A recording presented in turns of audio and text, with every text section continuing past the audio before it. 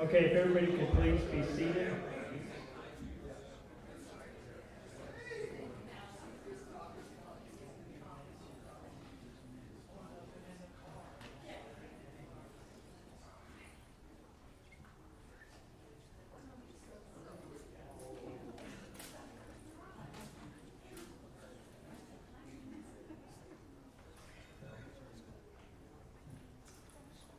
Okay, good afternoon, everyone. Thank you for joining us this evening, this afternoon, late afternoon, as we celebrate some remarkable co-alumni. My name is Pat Steele, and I have the privilege of serving as the president of the Co-College Alumni Council. Each year during homecoming, the Alumni Council organizes the Alumni Awards, which are a testament to the lasting bond between Co and its alumni. The Alumni Council exists to strengthen and nurture relationship by three things. We want to promote fellowship and loyalty among alumni. We want to encourage alumni to support the college through volunteering, donating, and advocating. And finally, sharing important news and updates with the alumni community, I should say. The Alumni Awards are one of the many ways that we try to fulfill this mission. And here's kind of an overview of the awards. The tradition of honoring alumni began over 70 years ago. I'd have been 1 year old when that started. With the introduction of the Alumni Award of Merit, and then over time, 2 additional awards have been introduced. First, the Distinguished Service Award, and that was started in 1978, and the Young Alumni Award in 2010. The Alumni Council receives nominations from fellow alumni and friends of the college, and we carefully evaluate each nominee based on 3 key criteria: their distinction in their professional field, loyalty to Co, and dedication to community engagement. It's an honor for the council and me to recognize alumni who have made a lasting impact through their professional achievements and commitment to Co and their communities. We are committed to ensuring that those who dedicate themselves to both the college and their communities are celebrated and appreciated. Through these awards, we acknowledge that those who have not only excelled in their careers, but also used their experiences to positively influence the people around them. As we celebrate today's honorees, I encourage you to reflect on other Kohawks or friends of the college in your lives who exemplify these values. If you have questions or know someone deserving of recognition, please feel free to reach out to me or any of the council members. Right now, if the alumni council members could stand so we could see us all here. Thank you.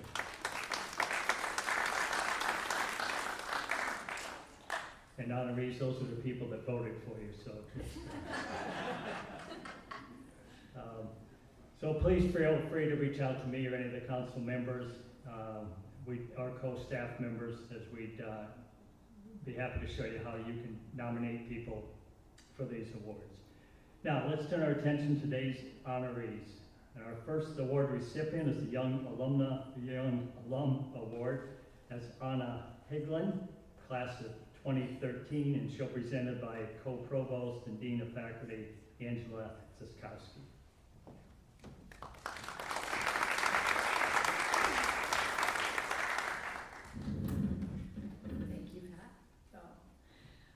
When Anna asked me to introduce her, I was really surprised and humbled because I had technically only had her as a faculty member for 1 course. I said, there's gotta be someone else you want to ask. But part of the unusual way that I got to know Anna is part of the reason she is receiving this award. I had just started teaching at Co in 2012, and I was getting ready to lead my first May term to Greece. Under no circumstances would I have gambled on taking a student that I had never met. But Anna was studying abroad that fall, and I started to receive these emails from this young woman, and it became apparent that this was a chance that I was going to take. She wrote to me with enthusiasm and determination that I should allow her to go on this trip without meeting her. From that point on, it was nothing but an honor and a delight to have her in my presence. Once she returned in January, she showed up in my office to introduce herself.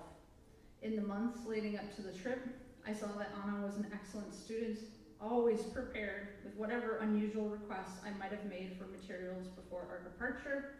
And she imparted an excitement onto the rest of the group that on the whole was more nervous because they had not studied abroad as she had.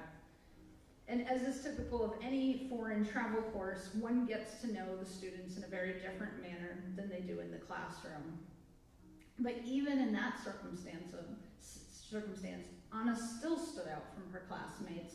She sought me out on walks and on bus rides when I was trying to take a nap, as we went through Greece day after day, asking if she could talk about her future, her interest in graduate school, and about my own experiences as I had just recently completed my PhD and was tackling the challenging academic job market and thinking about her next steps. Even after we got back, we had many excellent conversations which continued over coffee that summer. And big surprise, after Anna graduated from Koh with her BA in English, and everyone forgets to mention her minors in history and classical studies, she did get into graduate school. She moved to the UK to complete her master's in Shakespeare Studies at the University of Birmingham, and then a PhD in medieval and early modern studies at the University of Kent. Her work is now published in the British Shakespeare Association's Teaching Shakespeare magazine, as well as the journal Shakespeare Bulletin and Symbolism, and a chapter on Middleton and pedagogical duties of care that appears in an edited collection called Boundaries of Violence. She is also the co-editor and author of a new collection that she told me she is immensely proud of, called The Theatrical Legacy of Thomas Middleton, 1624 to 2024. And she is a regular contributor to national and international conferences, as well as planning to be the plenary speaker at a 2024 British Graduate Shakespeare Conference. During the COVID lockdown in the UK, Anna was a founding editor of the award-winning digital library project MEMSLib, and which was dedicated to making open access resources available for students and researchers of medieval and early modern studies. Anna is currently serving as an adjunct professor and the director of the Writing Center and Tutoring Center at Carthage College, where she teaches in the first year experience and the intellectual foundation programs. And of course, Anna is an active alumna of Koh College. It is my delight, privilege, and honor to welcome her back to Koh College and to give to her this Young Alumni Award.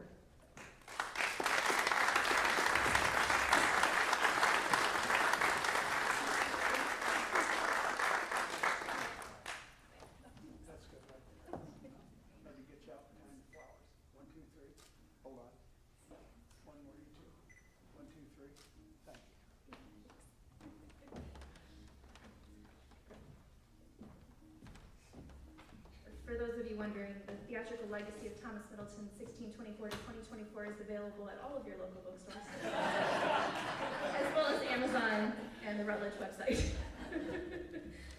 Thank you to Angela for that kind introduction. Thank you to the Alumni Council for this award. I remember attending one of the early iterations of the Young Alum Award during my senior year at Koh, and joking with my friends that it was so nice that the business majors had another chance to be recognized, but it would never be me and my friends. And now here we are. So it's very humbling to see my name listed alongside the past Young Alum Award recipients who have achieved so many great things in their work in sectors like public service, healthcare, and yes, even business.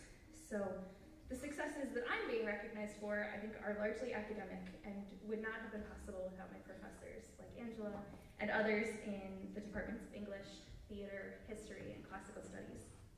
My professors at Koh continue to be mentors and leaders that I look up to 11 years later.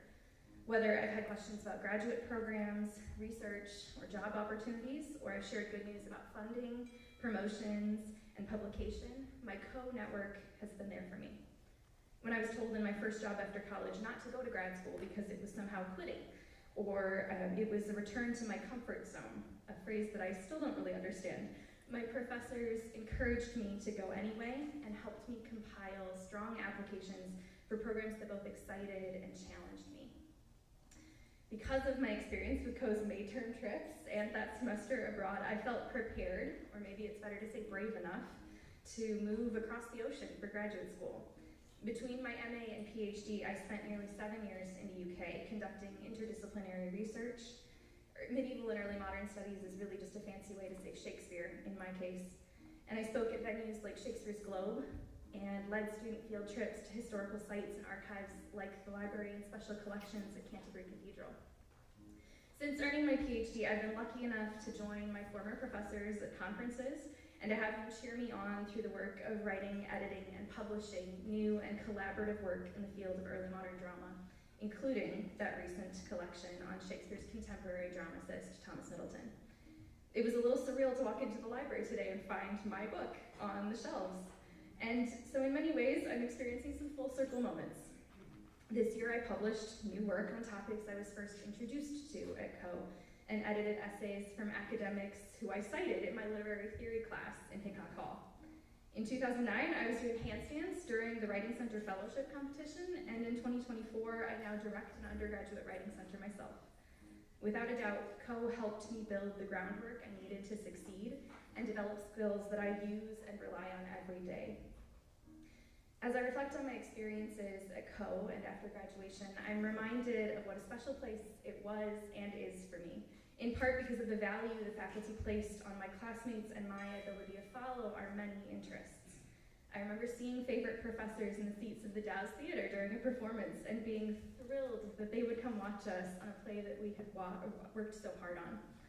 But these memories are also a stark reminder that in many places the arts and humanities are overlooked and devalued.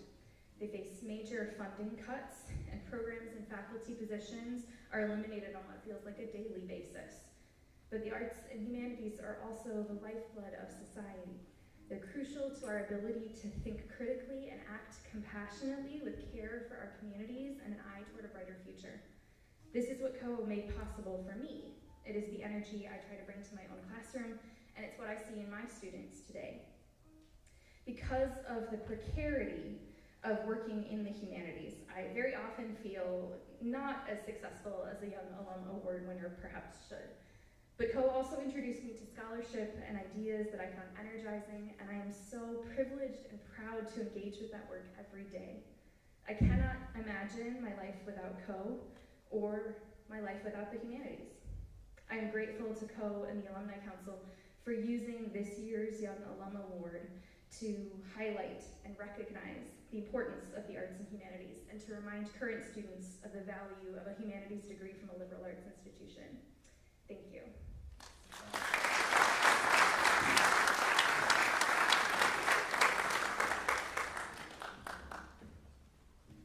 Thank you, Anna. Our next award is the, as he flips the page, is the Alumni Award of Merit, and we have two presenters, Paul Bachman, class of 73, and Randy Johnson, class of 73. Randy's an attorney, and he's been trying to figure out how he could bill Cole for his remarks here. I told him that's not going to happen, so Randy, come on.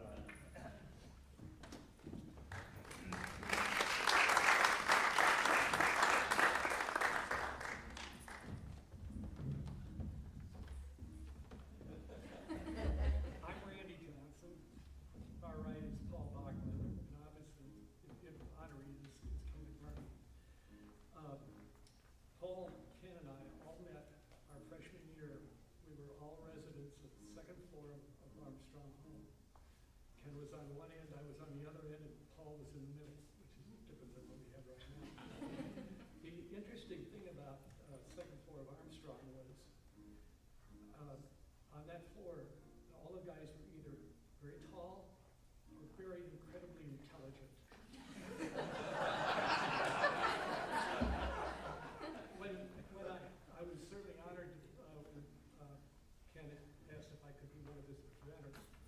And when I first found out, I called up and I talked with Katie Jocic, I think it is, and wanted to know just what I would have to do, and do I have to, read off their list of accomplishments. And she said, no, it'll be in a brochure. And but I said, could you send it to me? Because I want to see what that says. And as soon as I got it, I was very relieved to know that I would not have to read that. Because I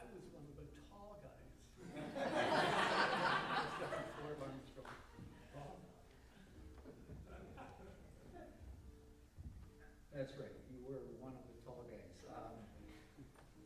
Ken, we called him Wally for 4 years, so excuse me if I refer to him as Wally.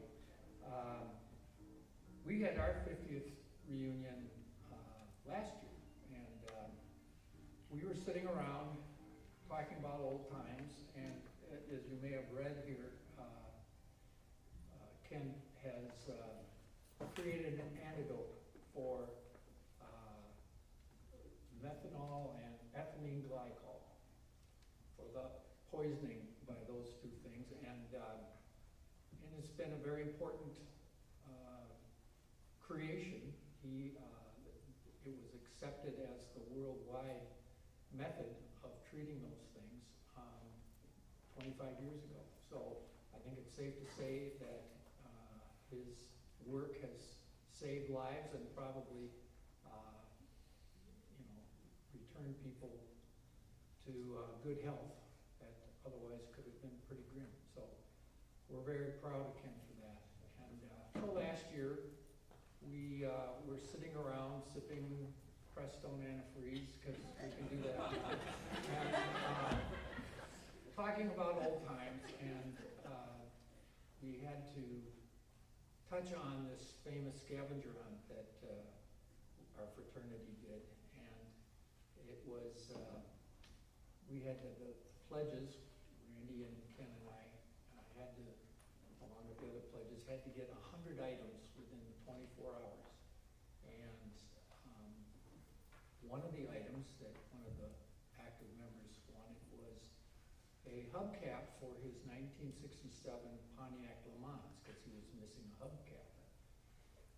And Wally said, leave that to me. So 24 hours go by, and we're in the parking lot behind the field house, and they're going down the list of things, and we come to the 1967 Pontiac Le Mans hubcap, and we had our trunks open, which we had all the stuff in. Wally pulls out the hubcap, and Clive, the guy who asked for it, was thrilled.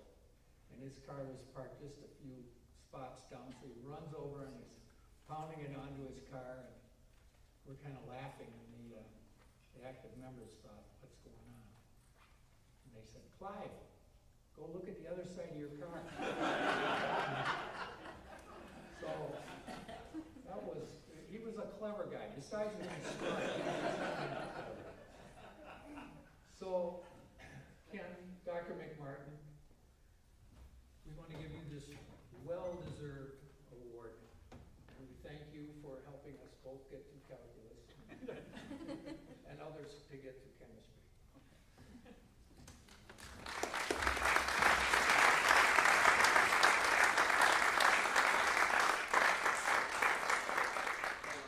One more. Hold tight. Right there. Thank you. Glenn, one more. Yeah.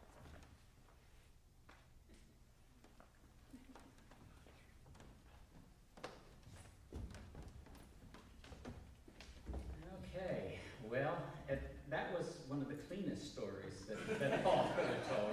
Thank you for not telling some of the other ones, but anyway, thank you to the Alumni Council for this award. I appreciate it very much. Thank you to COPE. That's what I can start out with. Because if it wasn't for the education that I had at COPE, I would not have probably done what I supposedly have done in this folder here. They gave me opportunities that you don't get at a lot of schools. I mean, I had 3 independent research projects at COPE that really set the tone for a lot of what I ended up doing. And it is kind of sad, I guess, in one sense, that one of my projects was with Pete Wickham. I worked in his lab in the summer here doing chemistry, and Dr. Wickham just passed away last year. So, and what I did in that lab led to the first publication. So as an academic, you are measured by the number and the quality of your publications that you produce. So COPE started me on the publishing end of research. And then the other faculty member that I'd like to acknowledge was Dr. Stan Watkins, who unfortunately just passed away about 3 weeks ago. Stan ran a health science internship during the January term, or the interim term, or whatever current terminology is. And what he got me to do was he got me to go to the University of Iowa and worked in the pharmacology lab of Dr. Thomas Tefley down there. And that just sparked in me the interest for the rest of my life, because he was in toxicology, the study of poisons and how poisons act on the body. And so at that point, I was a chemistry major here, and chemists were not being hired very easily after they graduated because of the whole, it was in the mid-70s, so the whole oil depression and everything was going on. They weren't hiring chemists. So when I found this toxicology, I thought, this is great because it's chemically related, and I could see the connection there. But it was also relevant because you were trying to find something to help people, whether in my case with antifreeze poisoning or people looking at lead poisoning or whatever. So it's a very, heart-fulfilling field in that sense. So I really am very grateful to them. I also got interested then in doing a PhD in pharmacology, and of course I looked at Iowa, but what you don't know is that at that time in '73, Iowa was the best pharmacology program in the country. And so I applied there, and being a little concerned that I wouldn't necessarily get in there, I decided I better have a couple of fallback positions. And so my fallback positions were Stanford and Yale. And what can I say? I ended up going to the University of Iowa and I got my PhD there. And I worked on methanol poisoning at the time. And methanol is poisonous because it gets broken down in the body to a toxic byproduct. And so what we did, we were understanding that. But as part of this program, we found a chemical in the literature that could block that breakdown. And so that is the chemical that 25 years later then became a drug. So we showed in Iowa that it was effective in treating methanol poisoning in animals. And then when I got my first faculty position in Shreveport, Louisiana, at LSU Health Sciences Center there, we started doing research on 4-methylpyrazole. Got grant money from the FDA to try to do what they call phase 1 clinical studies, where you study that chemical itself in healthy people to make sure you're not doing something worse to the patient. And so we conducted all those studies, and then in collaboration with a drug company, they did the final clinical studies, but I worked on it. So yes, in 1997, this drug was approved by the FDA for ethylene glycol poisoning, and then in 2000 for methanol poisoning. And by about 2007, it was the standard of treatment for methanol and ethylene glycol poisoning. So it's been very,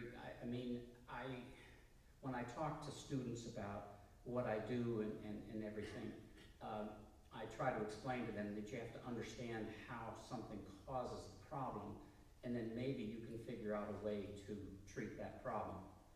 Now, when I go to parties and I'm talking to people that aren't interested in science or anything like that, if I say, oh, I'm a research scientist or a professor, you just see their eyes just great glaze over, and they go, I think I need to get another drink, But if I tell them that I invented the antidote for antifreeze, then they perk up, and then it's a much more interesting conversation. And like I said, everything that has happened, I credit back to the education that I got at Co. And so I'm very grateful to that education, and thank you very much for this award.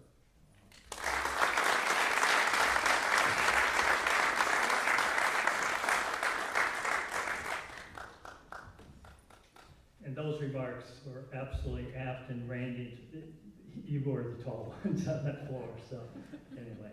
Okay, our final Distinguished Service Award goes to Tony Patterson Jr., class of 1970.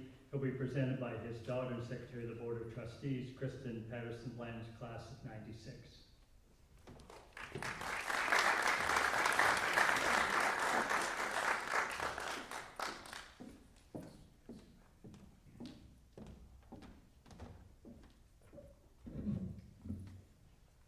Hi, I'm Kristen Patterson Lenz, and I'm the proud parent of Barron, a Kohawks senior who you can all cheer on tomorrow on the football field, number 44.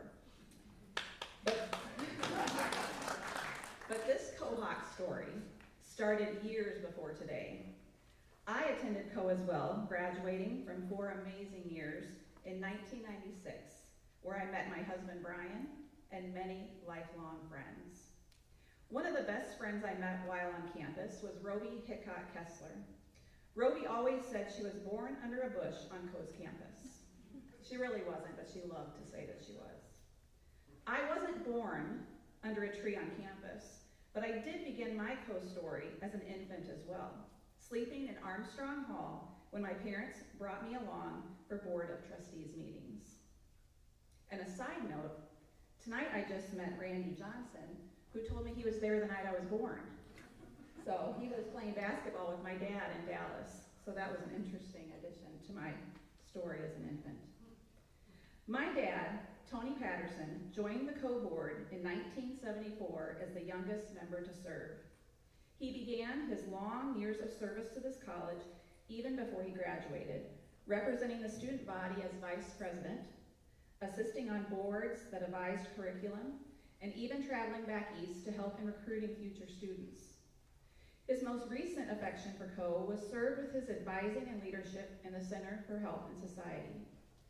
His love for Co is just one of the reasons I am thankful for his leadership in my life. Though I grew up in Texas, where my dad had attended law school at Southern Methodist University, I visited Co as a high school senior, curious to visit this place that had long been on my sweatshirts, and where as a child my dad would go see the rabbits. I instantly felt at home and wanted to become part of this campus where my parents had met their freshman year in 1966.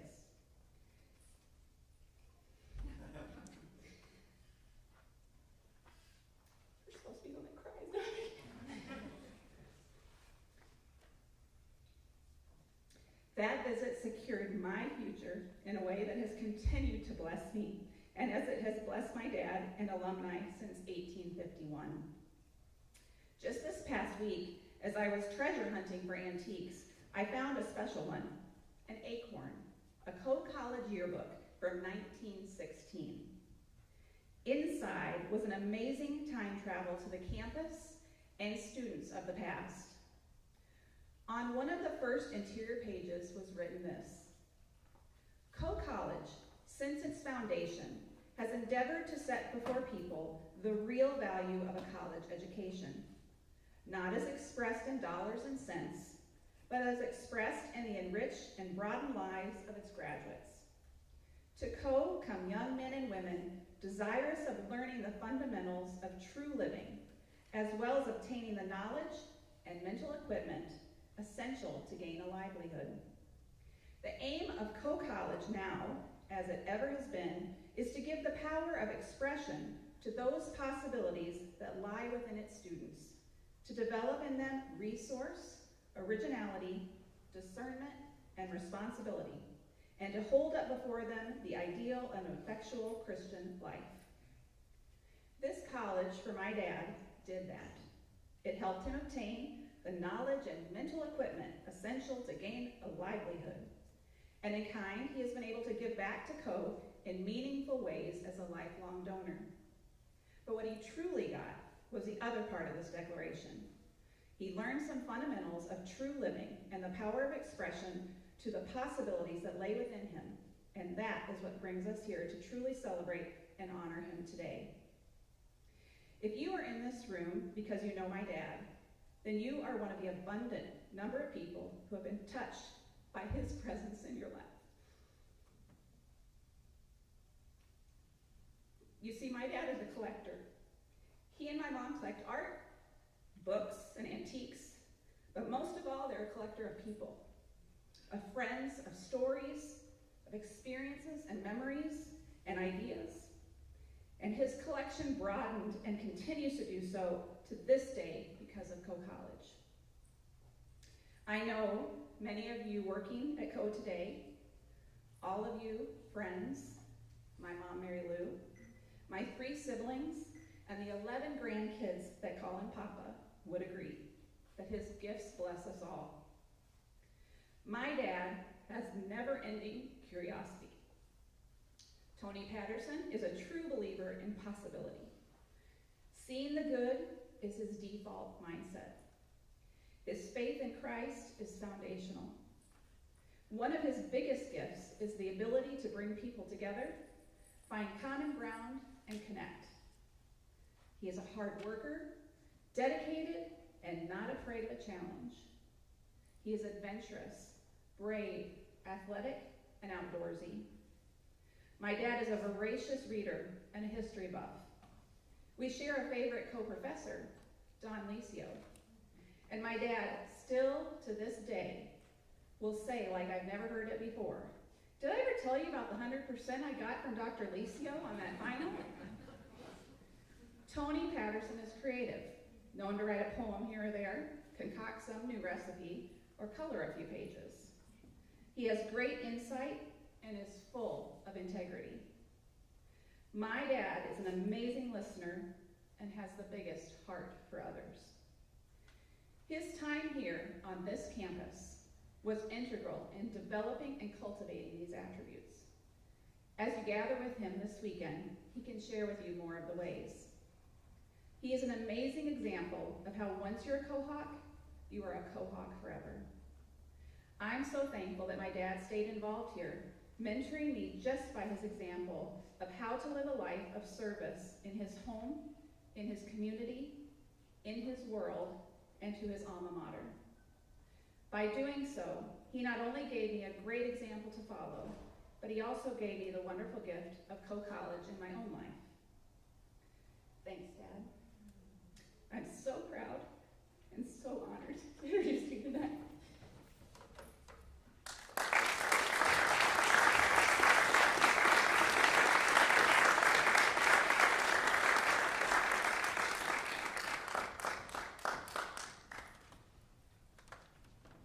You guys come to me a little bit.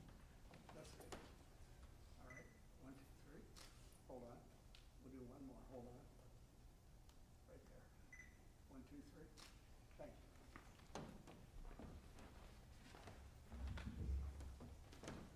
Woo.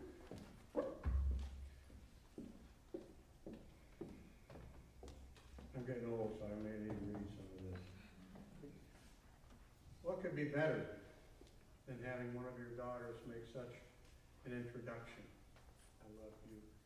And also, what could be better than having my other daughter, Melissa, unbeknownst to me, come here today? I love you. What could be better than being honored by your college in this way? I see familiar faces of classmates, friends I've made over the years here at Coe. Thank you so much for being here. Congratulations also to our other 2 award recipients. I mean, hearing their accolades and what they had to say makes it even a bigger reward to be here included with them. And I think you'll see in here what my remarks, theirs, and those who introduced us, a common theme about Coe College.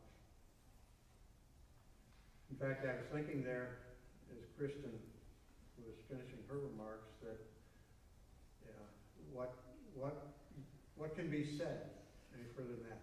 But being trained as a lawyer, you don't miss opportunities to speak. Coe College is very special in my life of our family. Nothing I have achieved would have happened if it were not for Coe College. It was at Coe where I met and later married the greatest reason that I have any success, my wife, Mary Lou. When I say Coe is very special, I have to tie it to my answer to the question, what am I doing in my retirement? I say, I'm in the investment business. You say, what? You with Edward D. Jones, Morgan Stanley, Merrill Lynch? I said, no, I'm investing in my grandchildren. So I want to talk to you about investments. I stand here now because of investments made in me in 4 years at Co, plain and simple. I do not mean in classroom learning alone, but an education about life, taking advantage of opportunities, working with and caring about others, and accepting responsibility. The personal investment made in me by many at Co while I was a student, and in many cases after graduation, was a catalyst that shaped my academic and professional careers. The investment by professors and administration went well beyond what their job responsibilities required. It was their personal commitment to education in a broad sense, developing curiosity and a lifelong love of learning in their students that led them to invest in me and others at Co. Fellow students, as you all know, are also investors in our future success. I need to recognize several individuals to whom I'm especially thankful for their investments in me while I was a student at Co. I'm getting choked up too. I know some of you will remember them. Leo Nussbaum, Dean and President of Co. History Professor Don Lizio, and Jack Loudon, Vice President of Development. Leo became Dean in 1978, and we developed a close relationship over my 2 years prior to graduation. He counseled me, he encouraged me, gave me opportunities that had huge, huge impact upon me. I spent a summer here as a member of a study committee that developed a new curriculum for Co. He was responsible, as Kristen said, for getting me on the Board of Trustees 1 year after graduation from law school. It gave me an early opportunity to associate with prominent and successful business and community leaders. This is the good part. He was a master at badminton. So he taught me humility as he made me run here, made me run there. It's totally one-sided matches. Professor Lizio taught me in and out of the classroom how to think critically, reason through issues, and write clearly. His passion for teaching awoke in me a passion for learning. Jack Loudon was an especially meaningful and special leader of this college. He was a great mentor to me in so many ways. One example, Jack agreed to lead me in an independent study of Norwegian language and culture. And as we drove from various place to place in the Midwest at Scandinavian heritage sites, he shared with me true wisdom about what it means to be a man, to be a father, and to give back to others. Jack, his wife Linda, and members of their family became true friends to me and Mary Lou.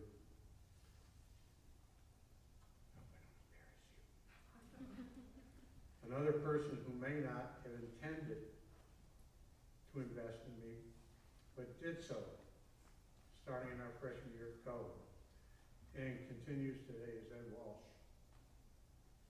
Ed provided me an example of a man of integrity who achieved academic success while also working hard at meeting his other college and family responsibilities. His desire to become a lawyer, and he was an excellent one, influenced my decision, no doubt, to become a lawyer. And very importantly, maybe the most important, Ed introduced me to fly fishing. As I've talked here,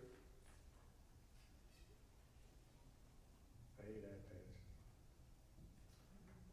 As I've talked here, I expect many of you have thought about those at Co who influenced your life, who made investments in you, and in many in whom you've invested. The opportunity to positively impact the lives of others is wonderful and so important. That is what Co excels in. And I'd be remiss if I didn't ask you to consider, when Co asks you for financial support, that you're not just making a donation, but you're making an investment that has a lasting return. Thank you again for this recognition.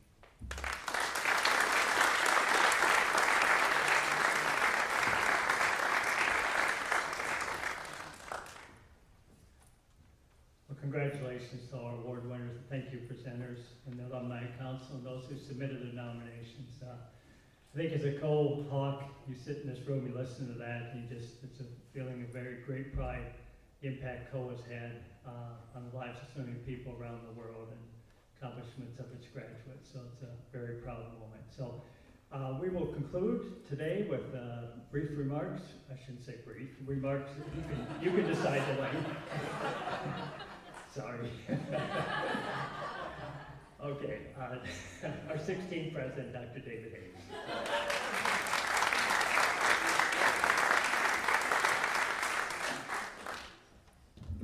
So we've hit our quota of lawyers.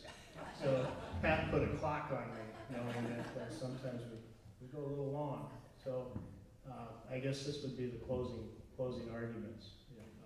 We're done with attorneys. I've also, as I sat here on the stage and myself, I've noticed on years that we have daughters or family members talk about the honoree. There's more allergies in the crowd. Pollen gets a little heavy, so I think we'll adopt a rule of just tall presenters from here. A little easier on all of us here, but it's my great honor to welcome you and thank you for your presence and participation in homecoming, as well as this event this afternoon. I'd like to thank the Alumni Council for their work on behalf of the college, including a very difficult task of sorting through the nominations that we have each year for these prestigious awards.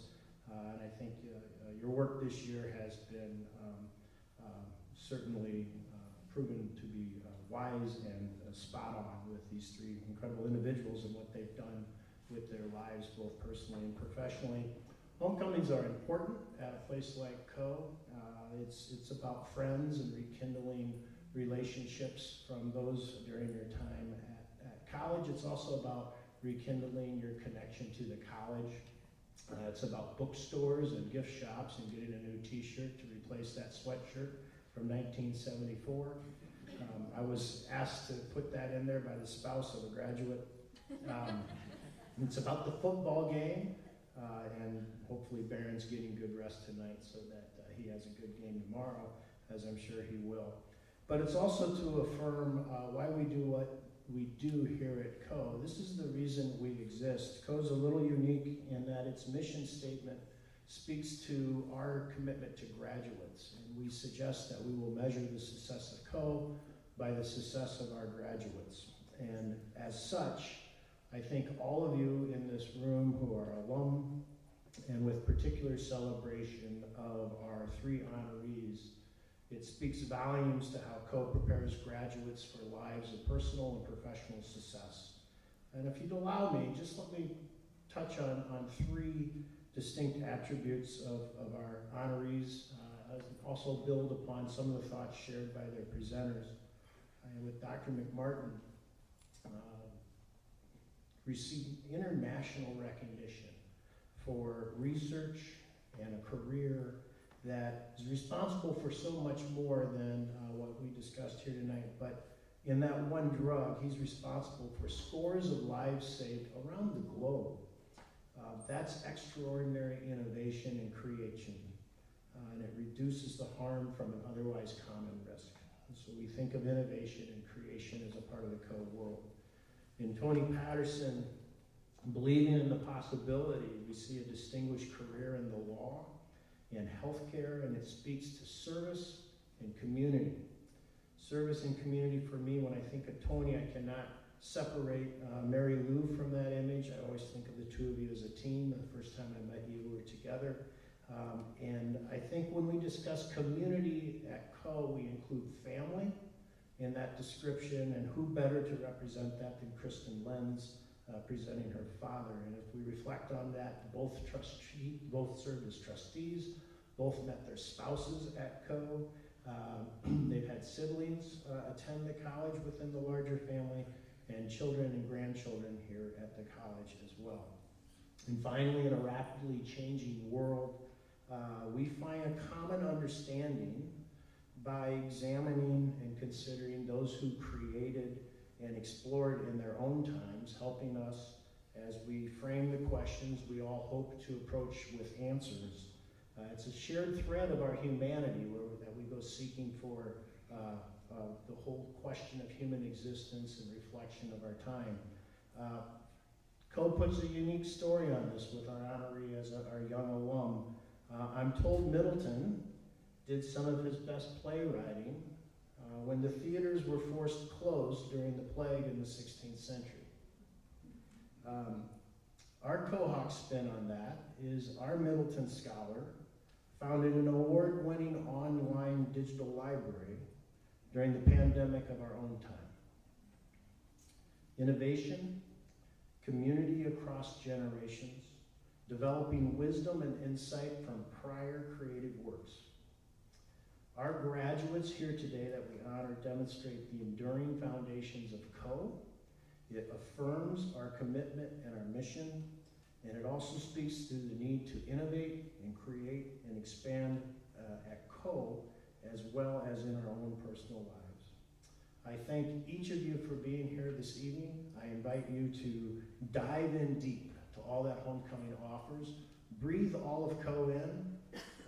You might not have the trees that you remembered in 1974 because we removed a few against our wishes, but there are plenty of beautiful spots on this campus, many of which did not exist when you were here, but you will find CO not changed in the important ways that caused you to fall in love with this place when you were students. So I thank you all for being here, for considering these remarks. Congratulations again to our award winners, and we stand adjourned.